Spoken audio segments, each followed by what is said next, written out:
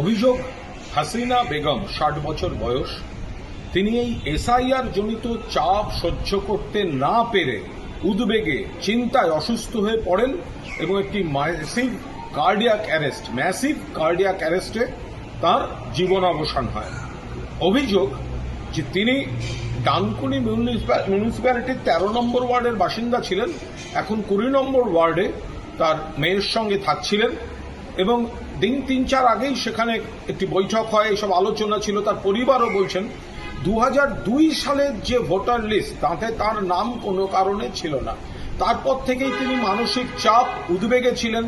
তিনি এখানকার বাসিন্দা, দীর্ঘদিনের বাসিন্দা, সপরিবারের বাসিন্দা, কিন্তু এই চাপটা তিনি নিতে পারেননি, বারবার অসুস্থ হয়ে যাচ্ছিলেন, চাপজনিত অসুস্থ। এরপর ম্যাসিভ কার্ডিয়াক অ্যারেস্ট হয়, হসপিটালে নিয়ে গেলে দেখা যায় তিনি মৃত।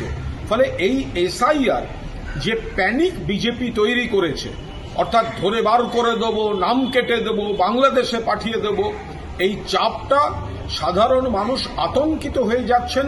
কেউ আত্মহত্যা করেছেন, কেউ আত্মহত্যার চেষ্টা করেছেন, কেউ উদ্বেগজনিত চাপে অসুস্থ হয়ে হৃদরোগে আক্রান্ত হচ্ছে।